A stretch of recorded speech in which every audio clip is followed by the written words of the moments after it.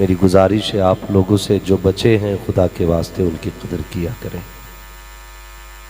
उनकी कदर किया करें। इसलिए कि ऐसी ऐसी शख्सियतें ये पैसे खर्च करके भी हाथ नहीं आ सकती। अगर ये चले गए ना तो फिर आंखें तरस जाएंगी, दूसरा ऐसा शख्स नजर नहीं आएगा। आपको याद होगा आपके इसी रामपुर से जाने वाली शख्सियत हुजूर सैयद शाहिद अली मियाँ रहमतुल्लाहि ताला अलैहि की ज़ात। मुझे बताओ रामपुर में क्या दूसरा शाहिद मियाँ नजर आता है? ढूंढते ढूंढते इस दहर में थक जाओगे, ऐसा मुर्शिद ना ज़माने में कहीं पाओगे। ये बात सरकार मुफ्ती आज़म हिंद के बाद कही गई थी। आज तक ज़माने में दूसरा मुफ्ती आज़म नज़र नहीं आता। हमारी कौम का सबसे बड़ा अलमिया ये है कि हम मरने के बाद तो कदर करते हैं, ज़िंदगी में कदर नहीं करते। ये सबसे बड़ा अलमिया है। जब बंदा चला जाता है तो उसके मज़ार पे 8 बार जाएंगे महीने में। जब जिंदा रहता है तो साल में 1 बार भी जाने की तौफीक नहीं होती। लाओ उससे मुसाफा करके कुछ दुआएं ले चलें, कुछ उससे हाथ मिला करके बरकतें हासिल कर लें, कोई मसला नहीं हमारी कौम का। हमें जिंदों से ज़्यादा मुर्दों से प्यार होता है। मुर्दे ये ना समझें कि जो मर गए वो हमेशा के लिए मुर्दा। कसम खुदा की, ईमान वाले अपनी कब्रों में जिंदा रहते हैं। तो मेरा कहने का मतलब ये है कि जब ये लोग हमारे बीच होते हैं तो हमें इनकी इज्जत नहीं आती, हमें कदर नहीं आती है। अगर आप आज अपने मुआशरे का जायज़ा लें, अल्लाह हमारी कौम को अक्ल सलीम अता फरमाए। हम उस मुआशरे में जी रहे हैं हज़रत, जिस मुआशरे में आज किसी शरीफ को कोई सलाम करने तैयार नहीं। यकीन ना हो तो आप अपने फैजुल्ला नगर से किसी अल्लाह वाले को गुजारिए। मैं तो नहीं जानता आप अच्छे लोग हैं कि कैसे लोग हैं, लेकिन मुफ्ती साहब क़िबला ने कहा बहुत अच्छे लोग हैं ना, तो मेरी नज़र में फिर बहुत अच्छे लोग हैं। इसलिए कि बड़ी मोतबर ज़बान ने आपको अच्छा कह दिया है। मैं कोशिश भी नहीं करूँगा ये जानूँ कि आप कैसे लोग हैं, इसलिए कि जब अच्छे अच्छा कह जाते हैं ना, अगर लोग ना भी अच्छा हो, खुदा ज़बान की बरकत से अच्छा बना देता है। हाँ, तो मुफ्ती साहब क़िबला ने आपको अच्छा कहा, मैं नहीं जानता आप कैसे हैं, लेकिन मैं हजरत की तायीद करते हुए और हजरत की बात को तस्लीम करते हुए कहता हूं आप बहुत अच्छे लोग हैं। लेकिन जहां सोसाइटी और मुआशरे की बात है तो हम देखें, कोई जामा मस्जिद का इमाम गुजार दे गली से, 4 बंदे सलाम करने तैयार नहीं है, और उसी गली से किसी हिस्ट्री सीटर को, किसी किलर को आप गुजार दीजिए तो लोग खड़े हो के सलाम करते हैं, दादाजी आइए, भाई आइए, चाय पी जाइए। हमारी सोसाइटी में एक इमाम से ज्यादा एक गुंडे की इज्जत की जाती है। अगर इज्जत किया करो तो डर से नहीं, इंसान के अमल के एतबार से इज्जतें किया करो और ये सोच के सलाम किया करो, किसी अच्छे को सलाम करेंगे अल्लाह उसके जवाब की बरकत से हमें बरकत अता फरमा दे। तो हम ऐसी सोसाइटी में जी रहे हैं जहां पे आज अच्छाई का कोई मोल नहीं है, कोई कीमत नहीं, एक अच्छे इंसान का कोई वकार नहीं। मेरे भाई, अच्छा वो नहीं है जिसके फोन पे थाना हिल जाए, अच्छा वो नहीं है जिसके एक इशारे से कैदी छुड़ा दिए जाए, अच्छा वो नहीं है जो चले तो आके पीछे 6-7 गाड़ियां हो, अच्छा वो है जिसे रब कहता है कि तुम में वो अच्छा है जो सबसे ज्यादा पारसा है, जो सबसे ज्यादा मुत्तकी है। कितने ऐसे अच्छे गए हैं कि लोगों ने जनाजे को कांधा तक देना पसंद न किया, इसलिए कि वो गुमनामी की जिंदगी जी गए। हम कहते हैं ये कुछ नहीं था, मशीयत का नकीब आवाज देता है, आज इज्जत कर न कर कयामत में इसकी इज्जत हम तुझे दिखाएंगे। तो अपने मुआशरे को बेहतर करें और किसी की इज्जत उसकी दौलत की वजह से नहीं, उसके दबदबे की वजह से नहीं, उसकी पावर की वजह से नहीं। अगर इज्जत करनी है तो उसके अमल की बुनियाद पर इज्जत की जाए। आज एक बंदा जिसकी दाढ़ी सफेद होती है, भले वो अंगूठा छाप है, गली से गुजरता है ना, तो वो जवान जिसके चेहरे पे दाढ़ी का एक बाल 8 दिन से ज्यादा नहीं रुकता, और जेब पे कलम लगा कहता मैं पढ़ा लिखा हूं, मेरे पास तालीम है, किसी सफेद दाढ़ी वाले अंगूठा छाप आदमी को एक कलम वाला इज्जत देने तैयार नहीं। बस ये सोच करके कि मेरी जेब पे कलम है और इसे कुछ नहीं आता। यार तेरी जेब का कलम ये तेरी पावर से नहीं आया, तेरे कलम के पीछे किसी सफेद बाल वाले की दुआएं शामिल है, तेरी सफेद ड्रेस के पीछे तेरे बाप की मजदूरी शामिल है, तेरी काबिलियत के पीछे तेरी मां के सजदे हैं। आज वही मां बाप इज्जत के लायक नहीं रह गए।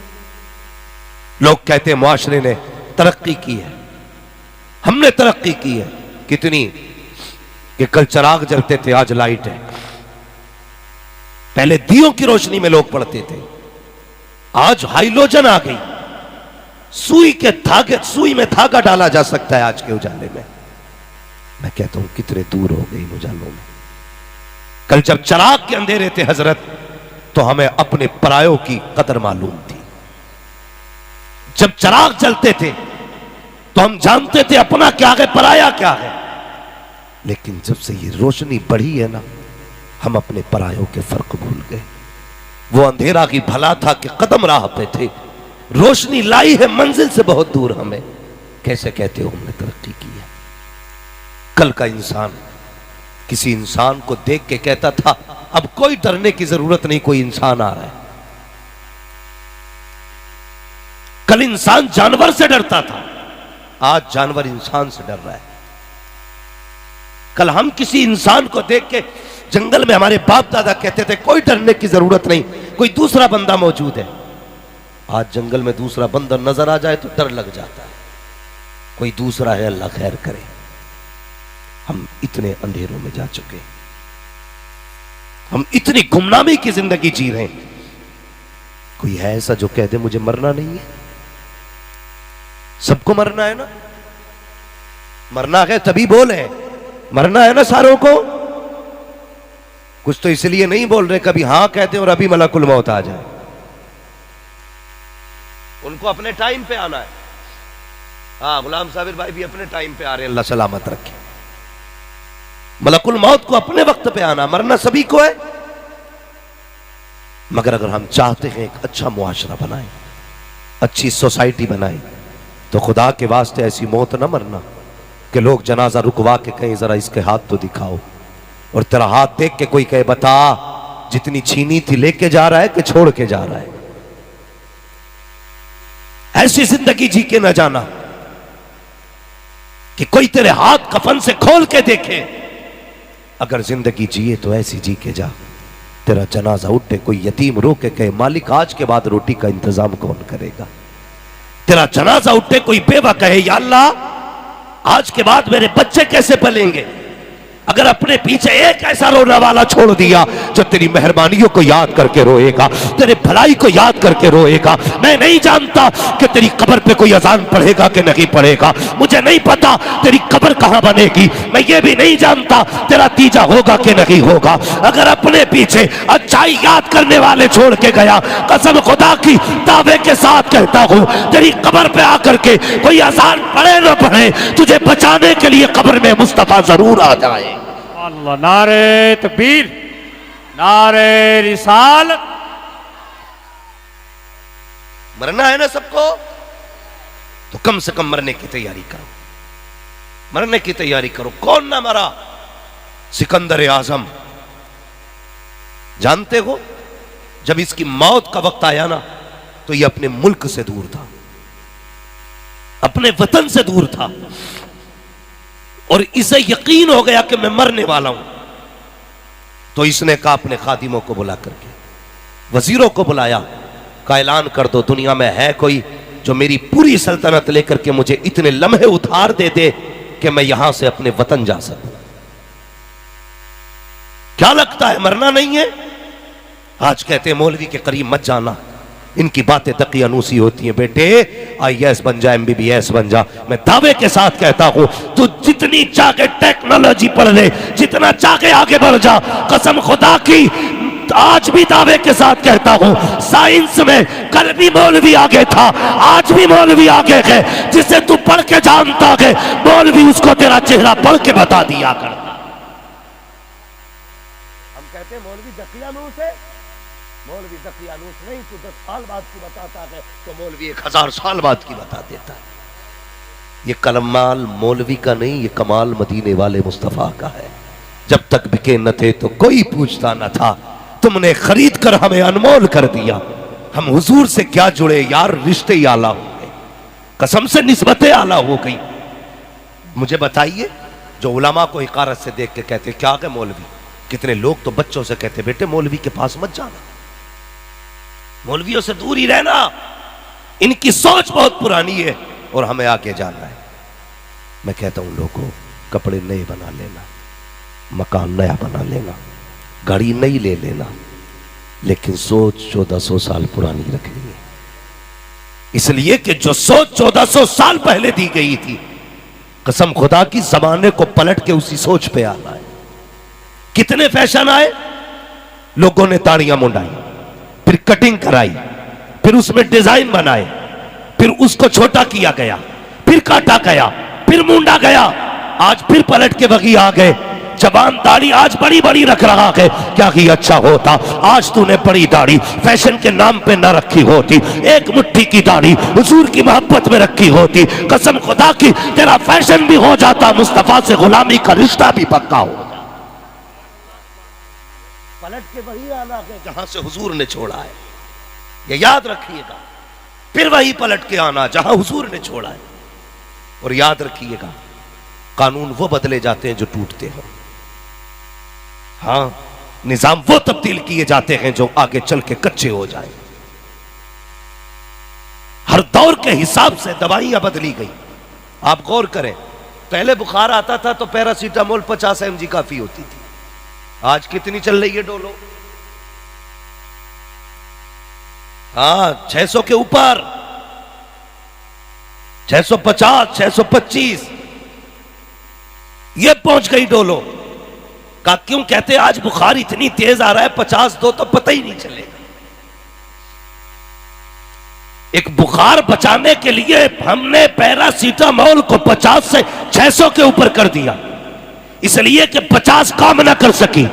लेकिन कुर्बान जाओ अमीना के लाल के निजाम पर, जो निजाम 1400 साल पहले दिया था वही कयामत तक मजबूत रहेगा। लोग कहते जिनाकारी रोकनी है तो ये दफाएं लगा दो, जिनाकारी रुक जाएगी, 100 नंबर बना दो, जिनाकारी रुक जाएगी, फला एक्ट लगा दो, जिनाकारी रुक जाएगी। आप मजनुओं को रोको, जिनाकारी रुक जाएगी। दावे के साथ कहता हूं खुदा की कसम, जिनाकारी अगर रोकनी है सारी किताबें बंद कर दो, हुजूर की किताब खोलो, जो निजाम मुस्तफा 1400 साल पहले दिया था आज लाजिम कर दो। दावे के साथ कहता हूं कयामत तक किसी कानून की जरूरत नहीं है, जिना से रोकने के लिए सिर्फ निजाम मुस्तफा काफी रहे।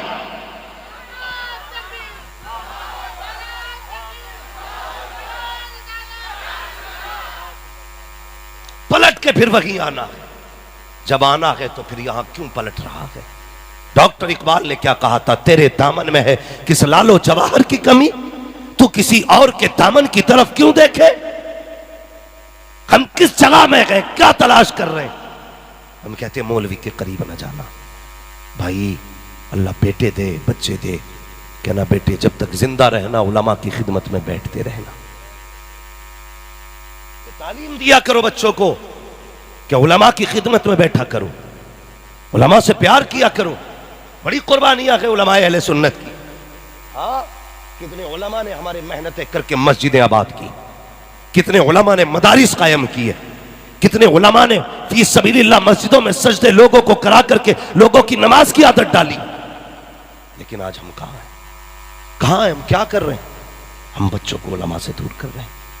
खुदा के वास्ते मैंने क्या कहा था, सिकंदर आजम, मौत जब आएगी ना तो मौत अपने वक्त से ना 1 मिनट पहले आ सकती है और ना 1 मिनट बाद में, अपने वक्त पे आनी है। हाँ जवान मेरे भाई याद रखना, मैंने कितने ऐसे लोगों को देखा है जो घर से सेहरा पहन के गए हैं, पलट के कफन में लिपट के आए हैं।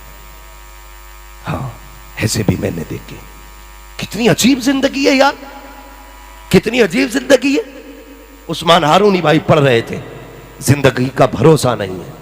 खुद सोचो यार, एक बंदा दुबई जाता है, 8 साल कड़ी मशक्कत करके वहां से पैसे भेज के कहता अब्बा मेरे मकान बना लो, अब्बा मेरे लिए बिल्डिंग तैयार करो। वीडियो कॉल करके देखता अब्बा काम कितना हो गया, अब्बा बताओ ना मकान कैसा बना है।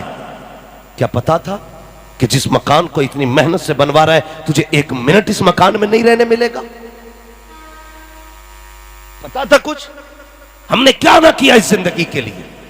बच्चे छोड़ के दुबई चले गए, जिंदगी बेहतर बनाएंगे। सऊदिया में 10 साल गुजार दिए, जिंदगी बेहतर बनाएंगे। अभी कुछ दिन पहले की खबर थी, कोई परदेश से वापस आ रहा था, घर पे खुशियां थी यार, बेटा आ रहा है, घर तैयार कराया गया, इसमें आके बेटा चैन से सोएगा। लेकिन एयरपोर्ट पे पहुंचते पहुंचते उसे मौत आ गई, मौत आ गई। हजारों खुशियों पे पानी फिर गया। तुझे क्या लगता है मरना नहीं है यार? मौत जब आएगी तो न एक लम्हा पहले आ सकती है, न एक लम्हे के लिए ताकीर कर सकती है। सिकंदर आजम ने कहा था, है कोई जो मेरी पूरी सल्तनत ले ले और मुझे सिर्फ इतनी मोहलत दे दे, इतनी लम्हों की जिंदगी उधार दे दे कि मैं परदेश में ना अपने वतन में मर सकूं, अपने मुल्क में मर सकूं, अपनी जमीन पे मर सकूं। अल्लाह अकबर। किसी ने नहीं कहा था कि तेरी सल्तनत दे के भी तो सांसें उधार मिल जाएंगी, तेरी जायदाद दे करके भी सांसें उधार मिल सकती है। सबकी गर्दनें झुक गई और दुनिया जानती है यही सिकंदर आजम जो 21 साल की उम्र में दुनिया फतह करने निकला था, आज परदेश के अंदर एड़ियां रगड़ के मर रहा है। उसने कहा था, लोगों पता चल गया, जब मुझे दफन करने के लिए लेकर के जाओ, जब मेरा जनाजा तैयार हो, हाथ बाहर निकाल देना। कहा किस लिए? कहा ताकि दुनिया को बता सकूं, जिस दौलत पे घमंड करते हो ये किसी काम की नहीं है, जिस दौलत पे नाज करते हो ये किसी काम की नहीं है। मैंने इस दौलत के बदले जिंदगी की चंद सांसें मांगी थी, कोई ना दे सका। इस दौलत के बदले मैंने चंद लम्हे मांगे थे, कोई ना दे सका। कहा था मैं बताना चाहता हूं, ए दुनिया वालों, दौलत पे नाज ना करना। ये देखो खाली हाथ है, खाली हाथ आया था, खाली हाथ जा रहा।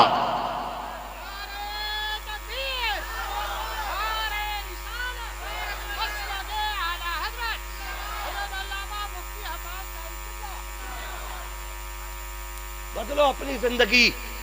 हम जीने के लिए नहीं, हम तो मरने के लिए आए हैं।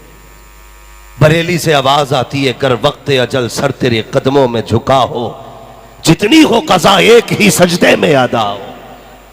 ढूंढा ही करें सदरे कयामत के सिपाही, वो किसको मिले जो तेरे दामन में छुपा हो। भाई मौत की तैयारी करो। नौजवानों बदलो अपने आप को। आज कितनी आम बात हो गई है। खड़े हो जाओ किसी चौक में जहां शराब की दुकान हो, वहां 90% मुस्लिम तुम्हें जनरेशन मिलेगी शराब और बियर खरीदते हुए। बर्थडे के नाम पे शराब नोशी, शादियों की पार्टी में शराब नोशी। क्या हो रहा है मैरिज हॉलों में? अय्याशी बदमाशी के सिवा क्या है? किसी मैरिज हॉल में एक शरीफ आदमी खाना नहीं खा सकता। यह है हमारी कौम का अलमिया। हम जलसे कराने में आगे, नारे लगाने में आगे। हम कहते हैं एक मौलवी आ जाए जन्नत बांट के चला जाए। जन्नत मौलवी के बाप की नहीं, जन्नत रसूल पाक की है। मौके में मत आइए। कभी खुद को खड़ा करके देख आईने के आगे, तूने अपने आप को वैसे ही बनाया है जैसे हुजूर ने तराशा था? क्या तू हुजूर के दिए कानून के मुताबिक जिंदगी गुजार रहा है? हम तो लोगों की जमीन हड़प के हज करने जाते और कहते आज के बाद हाजी कहना। अगर किसी को हाजी ना कहो मूड खराब हो जाता उसका। तो मुझे हाजी नहीं कहा, हाज लगाया करो हाज। इसलिए हज करने गया था, आज हाजी हज करने जा रहा। देखो ऐसे सेल्फी ले लिया खड़े होकर, शर्म ही नहीं। खड़ा कहां यार? हरम शरीफ और काबा, उसकी इमारत बंदा देखे तो पानी पानी हो जाए और तुझे कुछ ख्याल नहीं आया। मेरे हुजूर ने फरमाया काबे पे जब पहली नजर पड़े, जो बंदा मांग लेता है अल्लाह फौरन अता कर देता है। भूल गया मांगना? तूने तो सोचा था पहली सेल्फी लेके अपने यारों को भेजूंगा। बता, हज करने के लिए यारों को दिखाने गया था या रब को मनाने गया था? कहां रियाकारी नहीं है, कहां दिखावा नहीं है। ऐसे हाथ उठा के काबे के आगे कह रहा फोटो खींच, फोटो खींच। पता नहीं मिल भी कहां से जाते हैं खींचने वाले। हद हो गई बिल्कुल। कभी जाली पकड़ के, कभी काबा पकड़ के, कभी गुलाब पकड़ के वहां फोटो खींचने गया है। वो यार वहां किस्मत अगर ले जाए तो सब कुछ छोड़ जाना। मेरे वालिद भी हज को गए, मेरे दादा भी हज को गए। कहते जब तक हम हरम की हदों में दाखिल नहीं हुए थे बच्चों की याद सता रही थी। कहते हैं जब से हमने हरम की जमीन पे कदम रखा ना तो जमाने ही भूल गए थे। तू यार कैसा हज करके आया है? तूने कौन सा हज किया कि तू वहां जाकर भी खुदा भूल गया? तुझे याद नहीं खुदा के घर आया है तू? तुझे पता नहीं किस जमीन पे खड़ा है तू? होश ही नहीं है। जाकर के सेल्फी लेके कहते हैं जी अल्लाह का शुक्र है यहां घूम रहा हूं मैं और तुम्हारे लिए दुआ करूंगा। अबे हमारी छोड़, अपनी बख्शिश करा। ठेका ले लिया पूरी उम्मत का। मैंने बड़े बड़े लोगों को, काबिलों को भी देखा, वीडियो बना के कह रहे मैं दुआ कर रहा हूं अल्लाह सबकी मगफिरत फरमाए, अल्लाह सबको यहां लाए। ओ बे अपना तो देख, कहां आ गए तू? काबे की दीवार में खड़े होकर जमाना याद रह गया। हज कैसा है तेरा? अल्लाह अकबर। चला हूं एक मुजरिम की तरह मैं जानी बेतैबा। यार क्या लोग थे। इमाम शाफई रहमतुल्लाह तआला अलैहि हज के लिए जाने लगे तो पैदल चलने लगे। खादिम ने कहा हुजूर सवारी है। पैदल जा रहे तो आपने ना मुंह देखा। कहने लगे चुप हो जा, आकाओं की बारगाह में मुजरिम कभी सवार होके नहीं जाया करते हैं। ये कौन है? वो है जिनकी रात भी खुदा खुदा में गुजरती थी, जिनका दिन भी खुदा खुदा में गुजरता था। ये डर था इनका। कहते हैं मुजरिम आकाओं की बारगाह में कभी सवार होके नहीं जाते, पैदल होके जाते हैं। चला हूं एक मुजरिम की तरह मैं जानी बेतैबा। तू क्यों नहीं जाता मुजरिम की तरह? यही वजह है कि जैसे गए थे वैसे ही पलट के आ रहे हैं। गया था तो भतीजे की खा के गया था, आया गए तो भांजो का हक मार के बैठ गया। हाजी लिखियो आके हज के बाद 1000 रुपए देख के मस्जिद में कहता जाओ ऐलान कराओ। सिर्फ ये बताना चाहता कि हम हज करके आ गए। शर्म आनी चाहिए, हया नहीं चाहिए। हमारी जिंदगी कैसी गुजर रही है भाई। ये कब तक के नाम है जब तक कफन में नहीं आए हो। जिस दिन मौत ने धक्का दिया ना सब कुछ छीन लिया जाएगा। तेरा नाम, तेरा पता, तेरा लिबास, तेरा एड्रेस, तेरी शनाख्त सब खत्म। सिर्फ एक मैयत रह जाएगा तू, और मैयत भी वो जिसे गुमनाम कब्रिस्तान में डाल दिया जाएगा। और फिर शायद कोई बरसों बरस तेरी कब्र पे ना आ सके, कोई नहीं आएगा। तुझे हमेशा फिर कयामत तक अपनी कब्र में लेटा रहना है। तैयारी करना। अगर मरना ही है तो सूद खा के ना मर, हक मार के ना मर। अगर मरना ही है तो हुजूर का गुलाम होके मर।